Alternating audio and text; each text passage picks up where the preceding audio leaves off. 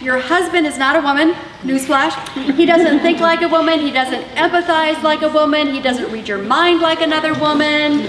So we need women friends. We need women friends, whether we're single, whether we're married, we need women friends. We need the squadron of sisters. We need that fellowship with each other, we really do, yeah. So let's get some ideas going here. Some of these are practical ideas. Get involved in enjoyable, healthy activities where other women are present. You could serve in classes at your church, you could join a gym, you could join a mom's group.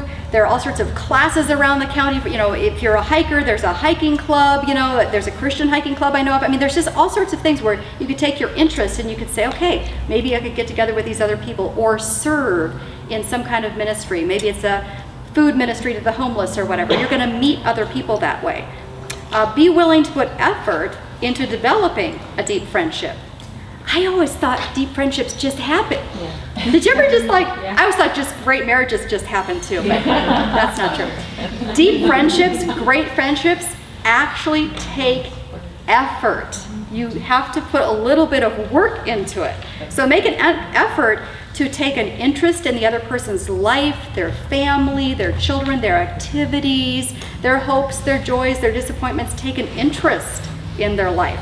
Call them once a week. See how they're doing. What a concept. Stop being so serious and work at having fun, laughing, and being cheerful.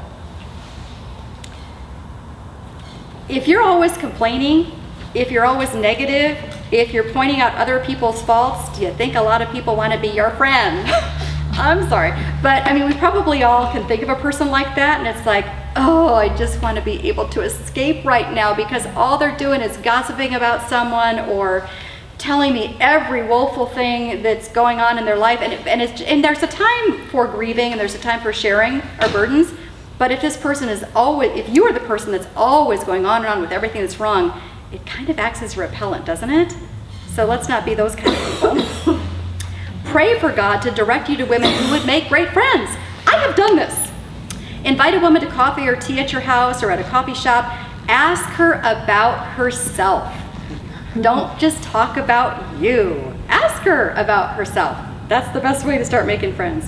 Be a good friend by being a great listener. Be a good friend by being a great listener. Proverbs 18:13 says, to answer before listening, that is folly and shame. And then James 1:19 says, everyone should be quick to listen and slow to speak. Boy, that would be good for all sorts of scenarios, wouldn't it? Marriage and everything else, yes. So don't dominate this discussion about, talking only about you. Don't vomit all your emotional baggage on your very first coffee date with this person. Just kind of ask about them and actually listen. Because have you ever been with a person, and I'm sure I've been guilty of this, where they start to tell you something about maybe they just had a baby. And they've just maybe started to say, and then you go, oh, that reminds me. And then you start telling your whole story about your horrible birthing experience or whatever, like you're going to top their story. And you can kind of tell that they felt like, well, I guess she doesn't really care about me because she's just talking about her again. We've probably all done that. I know I've done that before. But let's try to be not the ones dominating the discussion and making it all about us. But let's talk about what to look for in a friend. And the first point is be choosy. Be choosy. Because again, you can have lots of casual friends, you can have lots of acquaintances, but because we said that we only have enough energy to invest deeply in maybe 2, 3, 4 friendships that are really super deep, we have to be choosy then, right? Proverbs 12:26 says the righteous choose their friends carefully. There you go. It's in the Bible, so it must be true.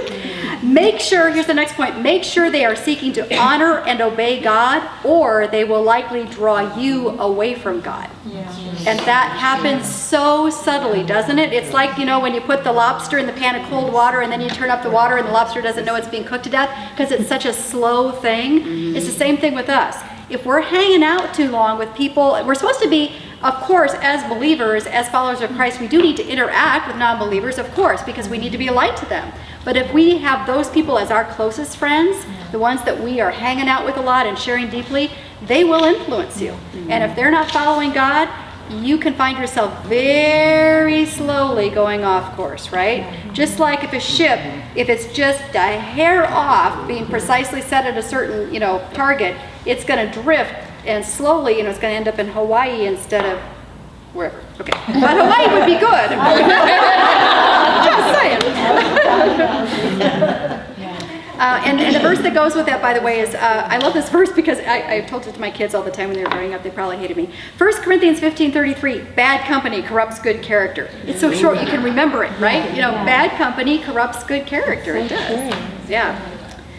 Also, look for women who are willing to be real, authentic, and truthful.